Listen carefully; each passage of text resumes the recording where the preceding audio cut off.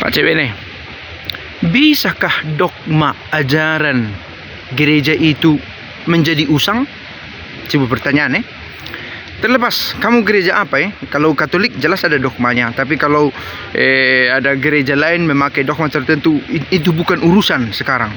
Saya tidak mau memperdalam untuk kesempatan ini soal perbedaan-perbedaan. Tetapi bisakah dogma itu menjadi usang? Coba pertanyaannya. Nah, pertama kita tanya dulu, apa artinya usang? Sudah lama tidak dipakai. Mengapa tidak dipakai? Apakah karena rusak? Fungsinya tidak ada lagi, atau sudah ada yang muncul yang baru digantikan? Ini pertanyaan lain. Nah, sebagai pembanding, saya mau bagikan pengalaman saya tentang belajar komputer. Saya pertama kali pegang komputer itu waktu kelas 1 SMP. Saya pikir sudah hebat juga itu. Ada orang yang tak memegang komputer sampai kuliah. Dulu kala pakai mesin ketik. Nah, waktu saya belajar komputer, apa yang kami pelajari? Tentu kami tidak memakai internet waktu itu Tidak kenal internet kami di kampung. Kami belajar itu angka biner, bahasa pemrograman katanya, dengan memakai angka biner. Kalau ada ahli komputer di sini bisa dikoreksi pernyataan saya, sudah tidak update pengetahuan saya tentang komputer. Bahwa kode komando perintah yang dipakai di prompt, yang dipakai katanya itu memakai bahasa biner, angka biner dalam bahasa program. Bisa dikoreksi sekurang-kurangnya pada waktu itu begitu. Jadi angka yang dikenal itu angka 0 dan 1. Semua ditransnumerasi, diubah menjadi angka, dan hanya 0 dan 1 semua. Nah, kalau kita tekan A, muncul A di layar. Mengapa A di layar berasal dari huruf A di keyboard? Karena ada perintah angka biner, kode biner untuk A ini, dan dimasukkan ke pemrograman dan menjadi A. ABC. Kalau ditulis angka 9, bukan angka 9 kode yang muncul, tapi ada angka biner tertentu. Nah, latihan kami waktu itu adalah mengubah setiap komen itu ke dalam angka biner. Apa hubungannya? Gitu ya.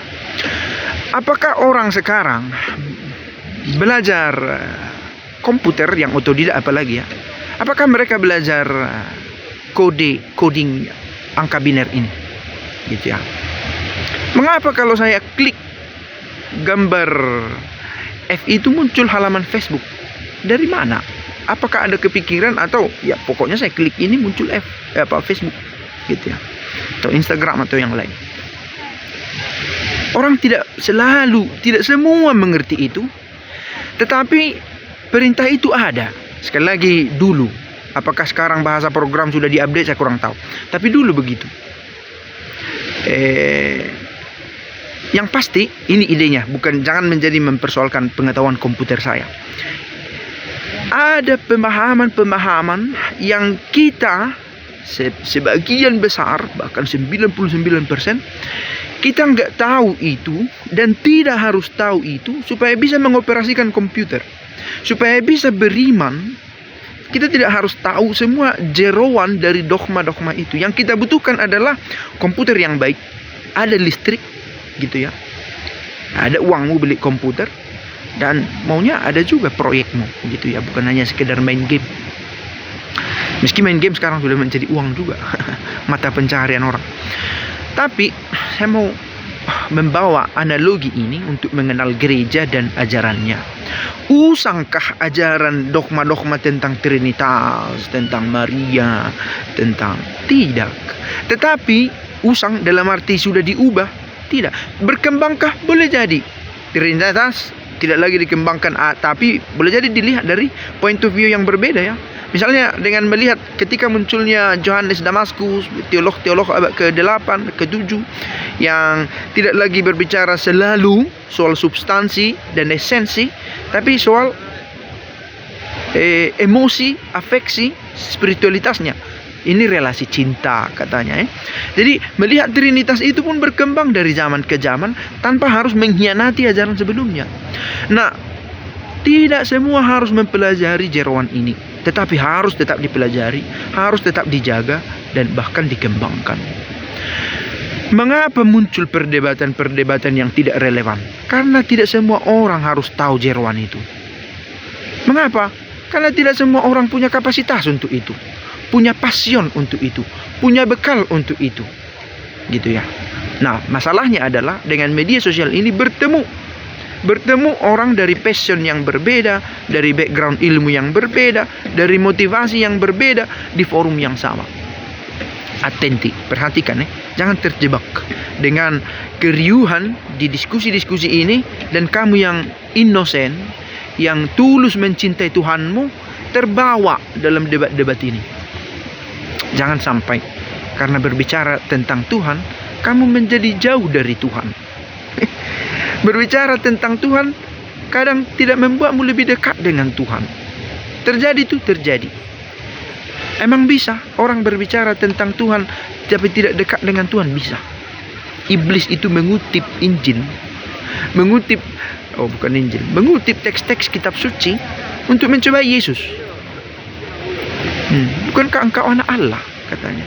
Bila benar engkau anak Allah, dari mana mereka kutip bahwa ada anak Allah? Dari ramalan-ramalan, dari pewartaan Nabi. Itu tertulis dalam kitab suci kita, begitu ya. Jadi sekali lagi, atenti,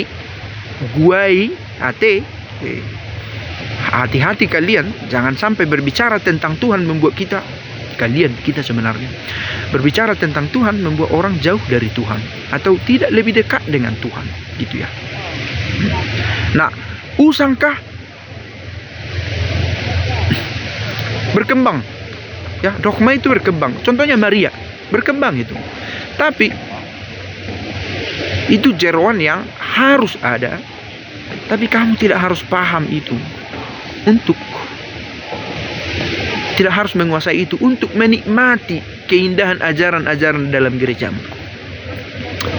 Nah, kalau begitu pastor, apakah pastor sedang mengajarkan orang supaya tidak mau belajar? Bukan itu, tapi untuk pertama-tama mengalami itu dan kemudian mendalami sesuai passionnya.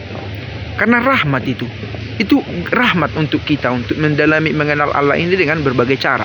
Ada dari ilmu pengetahuan, ada dari pengalaman sehari-hari, ada dari dua spiritualitas mistiknya, gitu ya. Oke, cukup sekian video ini, cukup panjang. Untukku ini sangat penting, menurutku, gitu ya. Ciao.